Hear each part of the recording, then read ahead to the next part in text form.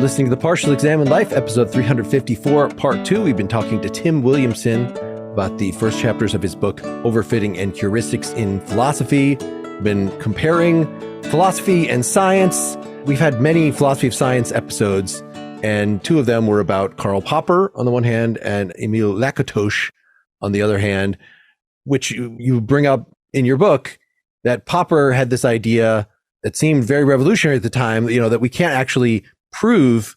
He was talking about science, but whenever we read these, we always try to apply them to philosophy, right? And he was very explicit about something like Karl Marx's, that you might have thought that was Marx might be presenting his theory as philosophical, but the fact that it is not falsifiable, that there's no possible counterexample, no historical prediction that when it doesn't happen, then you say, I guess we were wrong about this whole thing. We'll throw it away. If it was true, we don't really have those requirements for philosophy.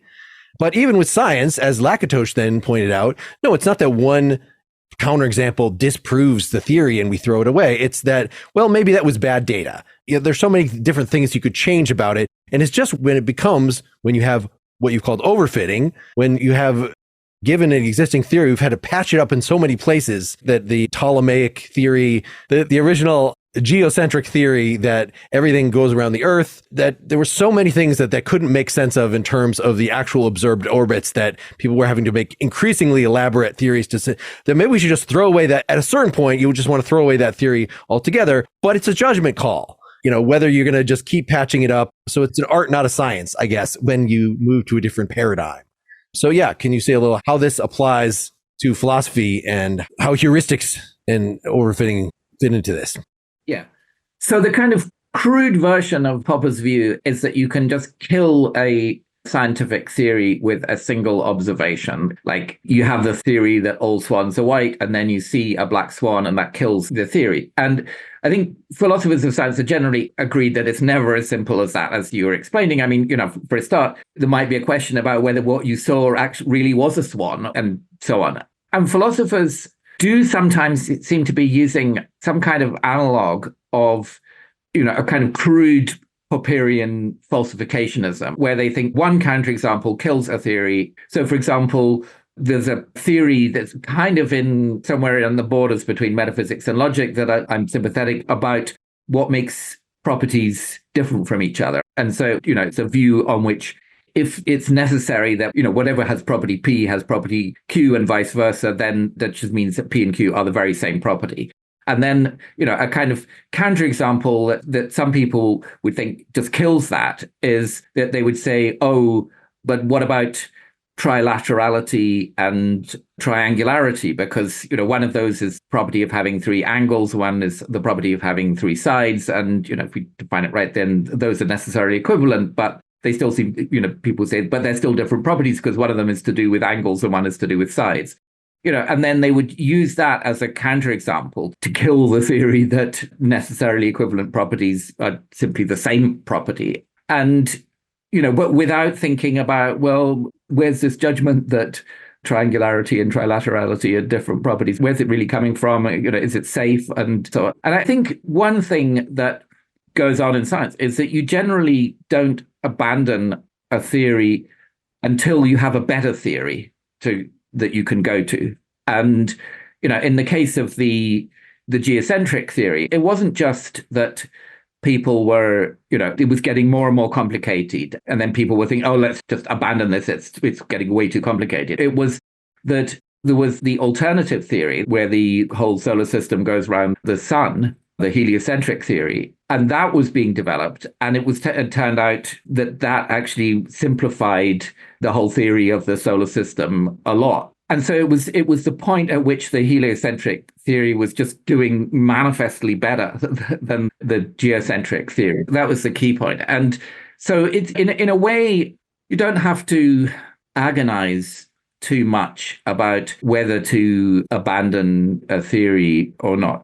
The important thing is that there should be some people who are working on the new theory and developing it as well as they can. And of course, other people doing their best for the old theory. And on the whole, in the long run, it becomes clear which of them is doing better. So that there are times when it seems too close to call. You can just let these different theories or, paradigms, and Thomas Kuhn's phrase, you can let them both be developed. And, the hope is that one of them at some point will emerge as just decisively way ahead of the other, so that you can wait until it's pretty easy to choose between them. And, what you're hoping for is a theory that will explain the data at least equally well and will be at least as informative as the other theory, and simpler, more elegant, those kind of things. So it's not so much a kind of a judgment about a theory in isolation. Should we keep it or should we dump it? It's more a matter of how we compare different theories. And then we can just go on working on, the two sides can each go on working on their favorite theory, until it's relatively easy to choose. So can we as a group here agree that any theory that requires 6-year-olds to have the same level of linguistic and conceptual competency as a trained lawyer or philosopher falls into the category of not acceptable? Not right? That if you give me a competing theory that describes the inner workings of a child's mind, talking about truth conditions and this sort of thing, then I should be able to say, I'll just stick with Gettier. I'm happy with that. Well, the inner workings are very complicated, though, psychologically and cognitively. So you may say conceptual analysis, I don't want a complicated conceptual analysis of what something means. That doesn't mean that the phenomenon isn't actually complicated. And in the case of Grice, that just describes theory of mind, right? We're not thinking, I know that he knows that I know that, but that's what's going on. It's not happening consciously, but it's happening tacitly. Okay, I was trying to make a joke, but unfortunately... I know, I'm sorry. Wes has no sense of humor. I'm sorry. But this is all very relevant in terms of what are we actually doing? Yes.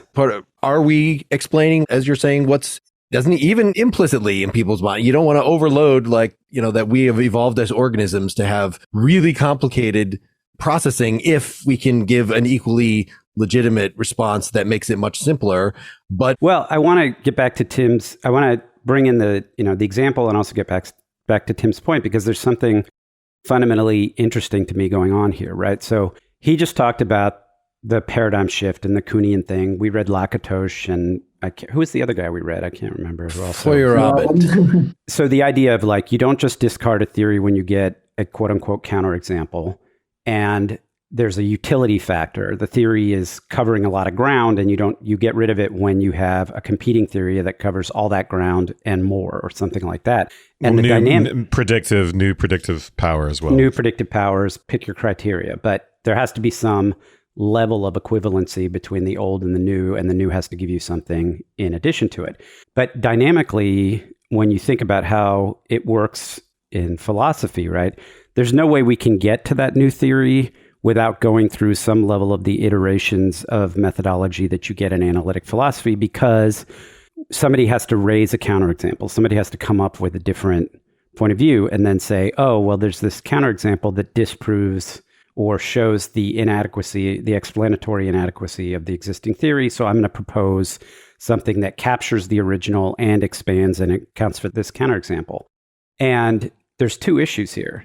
The first issue is, do I even think that's a counterexample? Do I agree with that counterexample? Do I have the same intuition? And, in the Gettier examples, it always seems, you always end up in a place, it's like comments on the internet or ethical problems. You only have to have you have about 7 minutes of conversation and somebody's going to say Nazi, right? That's ethics for you. And if you are talking about something like epistemology, you're only going to have about 7 counterexamples before you get to aliens or some supernatural phenomenon, to say, the evil demon, right? You get to the evil demon eventually. And I'm just like, that's not a real counter. That's just stupid. Why would you even bring that up? It's not legitimate data. It's not a legitimate counterexample. And in the case of talking about the heuristic, if you think of Gettier as a heuristic, or if you think of your white swan, black swan example, say all swans are white. Well, there's a black swan, so all swans is right is false. And I say, no, all swans are white except the black ones. We have a phrase in English, the exception that proves the rule, right? Yes, although what that phrase actually means is another matter. But you're right to point out, this is the way our brains work. We're fine with rules that have exceptions. So what would happen if you said, like, somebody says, oh, well, here's the counterexample. And you say, no, it's not a counterexample. My rule's still good. That's just the exception to. But in the case of philosophy, you could come up with an infinite number of exceptions that are more and more outlandish.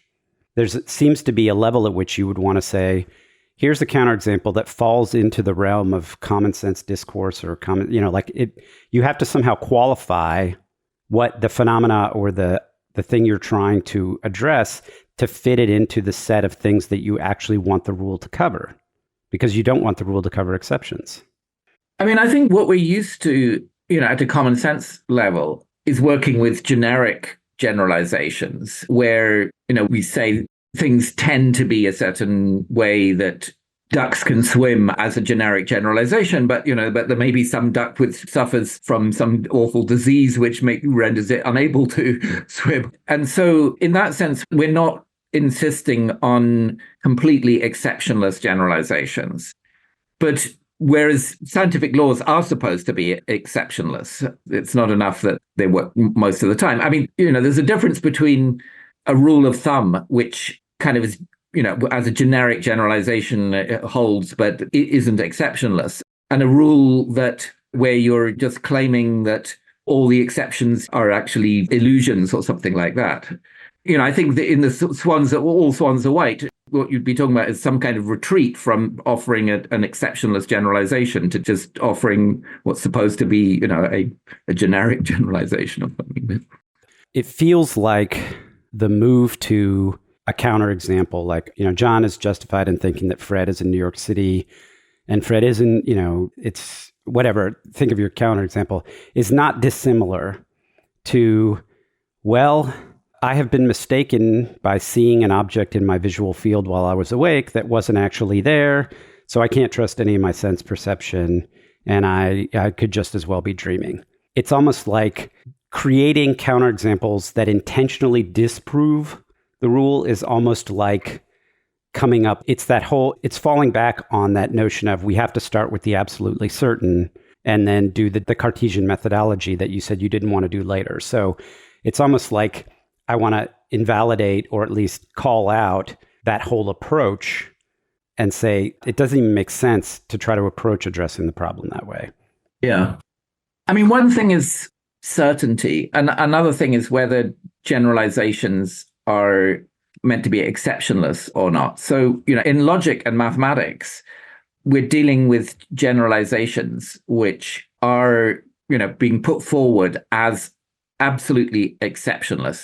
There are no situations in which 2 + 2 isn't 4 or whatever. Yeah, but that doesn't mean that, I'm not sure whether I'm disagreeing with you here, but that doesn't mean that logic and mathematics are aspiring to absolute certainty. I mean, people can doubt rules of logic if they want to. It's not meaningless to doubt them. And we can imagine that we've made a mistake in logic.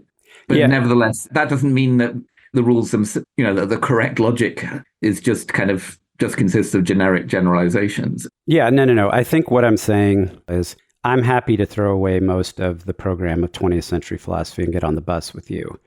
I don't know where we're going, but that whole process, like reading those papers about the Gettier problem or reading those things, is just painful to me. And I just feel like a lot of great minds spend a lot of energy spinning on that kind of stuff because it's not a fruitful approach for precisely the reasons you call out.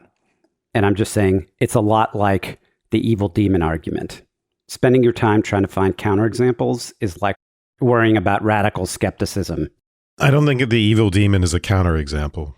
I mean, it's a reductio ad absurdum. It's a whole different project, but yeah. What I'm saying is if you can be wrong once, you can't trust anything. That's the whole... If there's some conceivable possible world in which you would be wrong about this, obvious, that I have hands. Right. Then you can't be certain or you can't understand anything. That's not the argument. He's a foundationalist, and so he wants to say, suppose nothing were certain. Well, I can rebuild everything on top of that anyway. Anyway, it's a reductio. He's not so... I understand what you're... Listen, I find that to be a fruitless endeavor, like spending time on that. And I find trying to find counterexamples to a definition of what constitutes knowledge also to be a fruitful endeavor. I'm having a similar experience in those two places.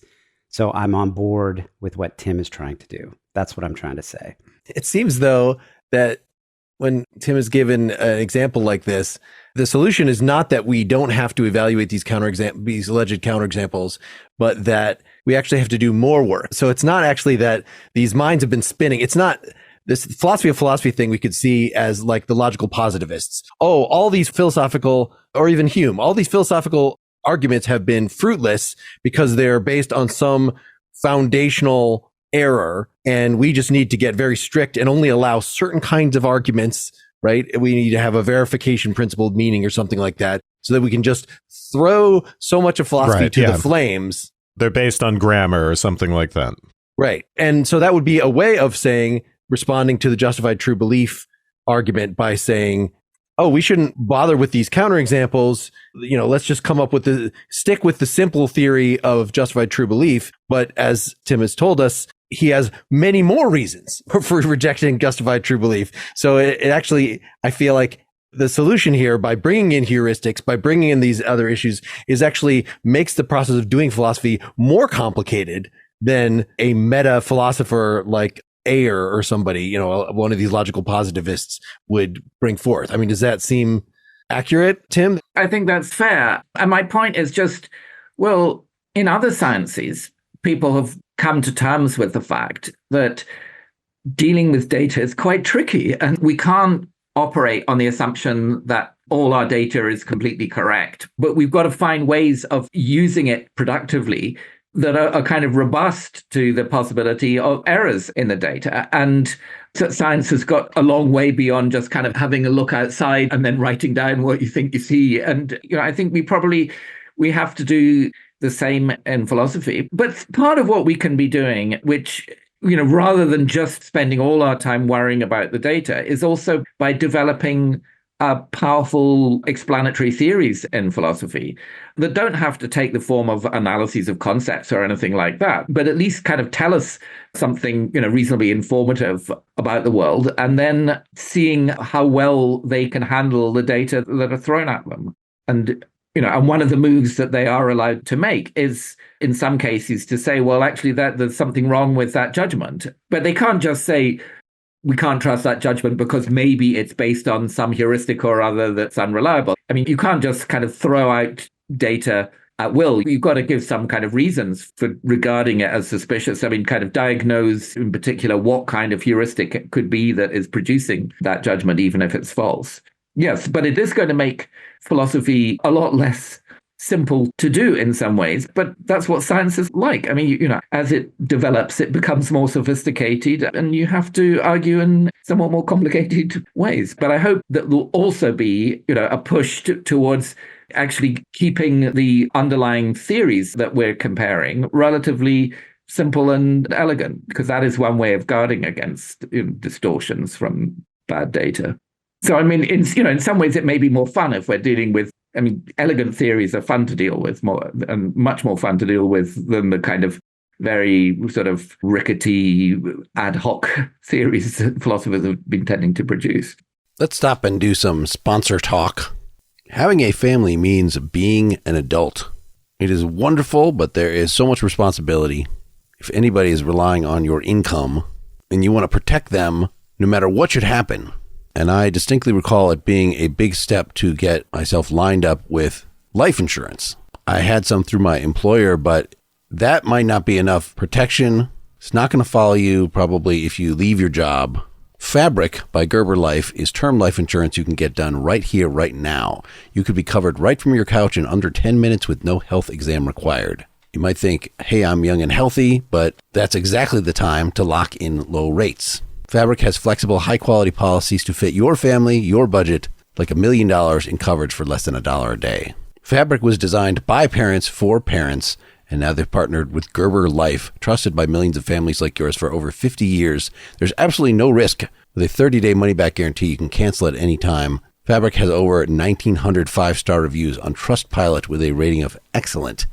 And Fabric has more than life insurance, free digital wills, investment accounts to invest for your kids' future, and more. You can manage it all right from your phone. Join the thousands of parents who trust Fabric to help protect their family. Apply today in just minutes at meetfabric.com/PEL. That's meetfabric.com/PEL, MEET, fabric.com/PEL.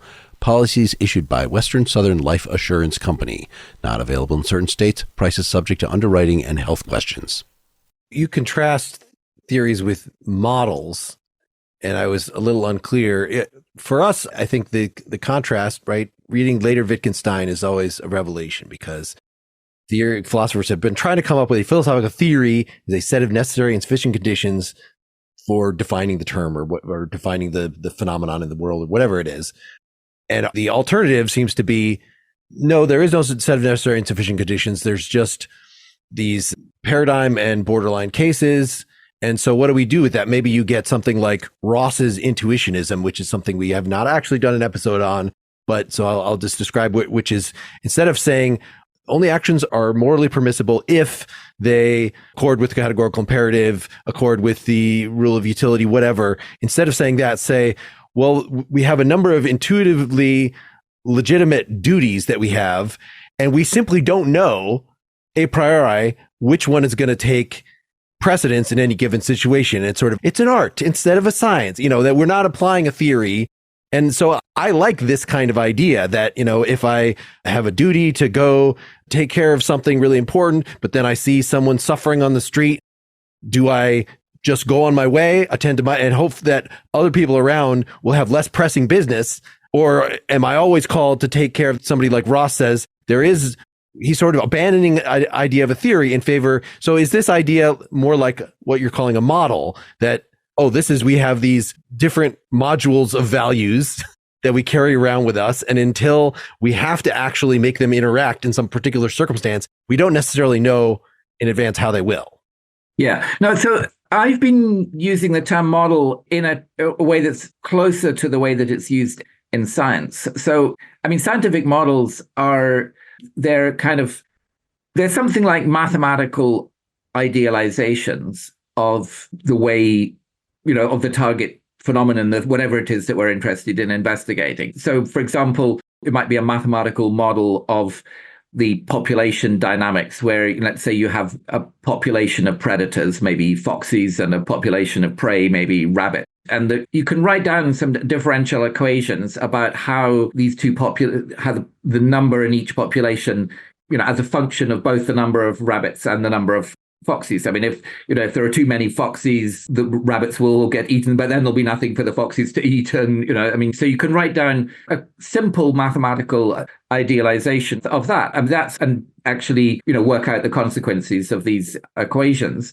Another kind of modeling assumption that you get in maybe a model of the solar system, where you treat the planets as point masses, even though you know that, of course, a planet is not a point mass. But just for mathematical reasons, it's a convenient simplification to treat it as one. But these, mathematical models in the scientific sense, they have a huge amount of power to generate consequences. You can calculate exactly how the model will evolve over time, that kind of thing. And, and that's just a mathematical exercise. Whereas the kind of that Ross is taking to moral thinking, it's not really a model, because it doesn't have any mathematical structure. It's a rejection of both theories and models in a way.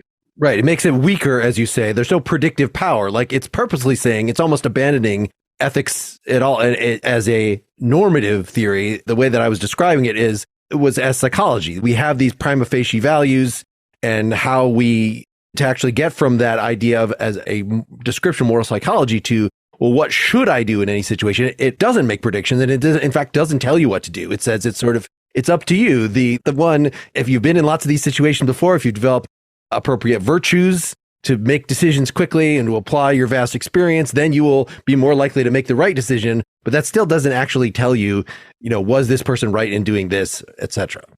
Yeah. It's a pessimistic view about the possibilities for moral theorizing.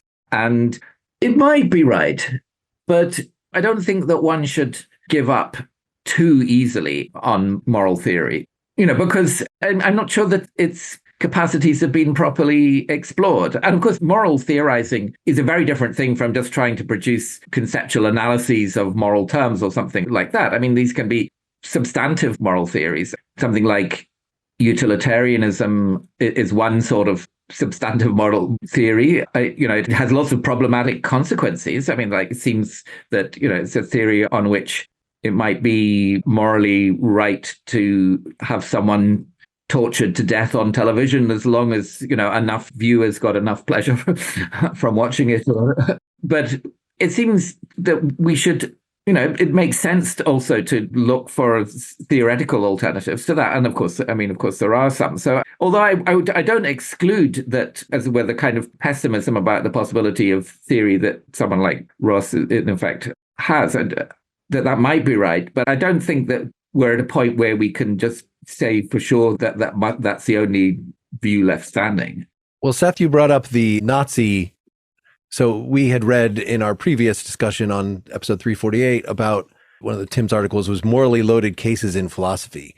And this is at least seems related to heuristics, because the idea is, are there certain places that philosophical discourse can go that trigger something extraneous to the reasoning that we should be applying to the case? So the question was there is, when you bring up extreme cases, are you inviting? So, right, Dukakis was asked on stage, right? Dukakis, for young people, presidential candidate who was against the death penalty.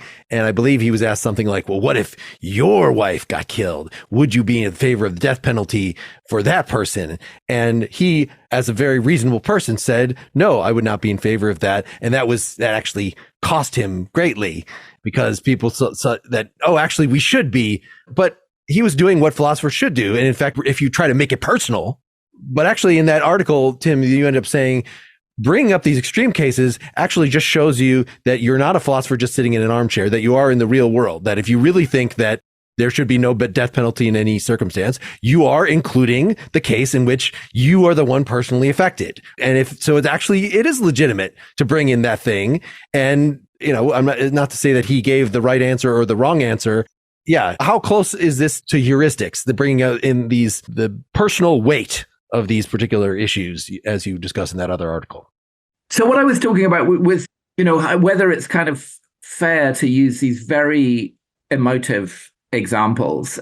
And, of course, one thing that I guess that the Dukakis case brought out was simply that it brought out a way in which his view was very different from that of a lot of the voters. I mean, instincts were all in favor of capital punishment in some cases. And so that was definitely, a vote loser, because it exposed that kind of gap between him and the voters, even though I'm inclined to think that he was on the right side. But yes, so I think what I was kind of pressing on was that actually, I do think that we have some moral knowledge. And, and I think knowing that Nazism is wrong, for example, is not such a difficult thing to know. And the one advantage of talking about, morally loaded cases is that it brings home to us that we're not just kind of theorizing in a vacuum, that what we're saying has consequences outside the seminar room. I mean, consequences in the sense that implications for what's the case outside. And so that, in a way, I think it kinds of rather irresponsible theorizing that are sort of losing touch with reality. One way of trying to bring reality home to them is to say, well, to emphasize the connection with action. Because, if you have a philosopher who's saying all sorts of radical things but isn't prepared to act on them, it looks as though they're not really serious about their own theory. Radical skepticism. Yes, we just read Thomas Reid blasting his Hume and his other contemporaries for saying these things that, which they would admit, you're not going to suspend belief in causality once you leave the lecture room. Yeah. You're also never going to be put in a situation where you have to choose between one of your two kids to be murdered by the Nazi officer. Like, hopefully, I mean, yeah. If you're talking about heuristics, I mean, that's my point, Except in Sophie's Choice, I guess. But that's why that's a topic not for the philosopher, but for the artist. Those kinds of questions can't be answered by philosophers or addressed by philosophers. They're not counterexamples to a moral theory. It's inapplicable in that circumstance. It's just why you need art. Bracket that. Tim, you can ignore that. Well, no, I want to see what Tim's response to that, because I feel like, yeah, that actually it should deal with these very difficult things. Well, I mean, you can't expect philosophy to give you an answer to the question, which of your children should you choose? Well, you just make up which pros and cons. Which is you the put better their child? It varies. If you say each individual is equivalent to an infinity, well, you can do Cantorian comparisons of levels of infinity. Sorry, go ahead. Yeah, I mean, the question it seems like a legitimate philosophical question is one about whether is it morally okay in a case like that to choose one of your children, or should you just, and assuming that if you don't choose one, that both will be killed. And I mean, moral philosophers they discuss cases like that. And it's, I guess Bernard Williams talks about a case where I think you're set in some village in South America, and you're somehow in a situation where a whole lot of the Native Americans have been rounded up, and, and you're given the choice, if you're willing to shoot one of them, then all the others will be saved. But if you don't shoot one of them, then they'll all be killed. And it seems like, probably the thing that you should do is to kill one of them so that all the others are saved. And if you were to ask that group, what should you do? They would probably say, we'll just kill one of us and so that the rest of us can be saved. But at the same time, you're going to have blood on your hands. And so it's some test of a moral theory, what it does imply about examples like that. Because I'm not saying that you can't test theories by applying them to hypothetical examples, because that's the equivalent of saying you can't test scientific theories by data. Of course you can. And you can learn a lot about theories by following out their consequences for a lot of examples. It's just that it's not as straightforward, a matter as one counterexample or one apparent counterexample kills the theory. So, I think although it's the type of situation that most of us will never be in, it's still not unreasonable to use it as a way of exploring how a theory works. All right. We did not read anything that you wrote on ethics for this time, so I will stop. Maybe as a final topic, you address, I was just looking at the last couple pages of your philosophy book, and just the role that public philosophy, what it should be doing and what it should not be doing. That as you present it, well, it should be sort of like popular science, presenting, reviewing the recent data and presenting it to the public in a way that they can understand. There's nothing controversial about that, but a lot of public philosophy, other podcasts that we compete with, perhaps might say, all these questions are perennial. They're never settled for real. All we've learned from all this back and forth is that some kind of skepticism about theorizing and about the utility of bringing in formal logics and bringing in so that anybody on the street should be able to do, if they're determined about it, should be able to do philosophy as well as anybody else, because we all have the same intuitive data available to us. We all have the same connection or lack thereof to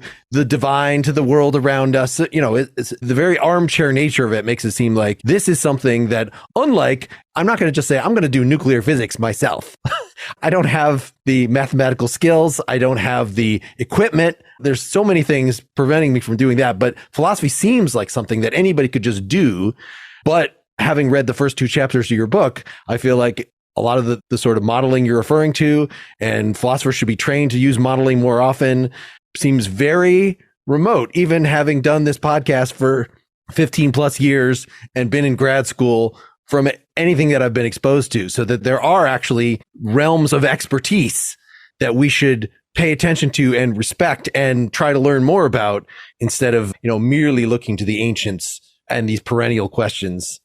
Yeah, it is something that I find very odd, because, if in public philosophy, a lot of the people involved, I'm certainly not accusing you of this, but they seem to have a kind of grudge against academic philosophy, and they present themselves as if they were doing the real philosophy, that they're somehow the heirs of Aristotle and Plato, and not rather than the academic philosophers. And it's a bit as if, the people who were doing public science were people who claimed that physics had gone wrong over the last few hundred years, and that really we should be getting back to Aristotle's physics or something. And it's a kind of bizarre situation like that. And of course, I think it's up to the philosophers themselves to do a better job of communicating what they're doing. But, I think one of the difficulties is that the idea that philosophy is something, well, there's a kind of idea that philosophy should be both very deep and very easy to understand. And it's hardly going to be both. And definitely the fact that it's done in an armchair doesn't mean that you don't need any training to do it, because after all, in a sense, mathematics is done in an armchair, but you need enormous amounts of training to do mathematics very well. And the case of philosophy is not that different, particularly because philosophy often involves logic, and logic is very, very close to mathematics. Well, let's go around and kind of give some closing thoughts as to what we've got out of it. I was excited about the heuristics and just the possible, a new tool set to visit a lot of the questions that we have been focusing on to this point.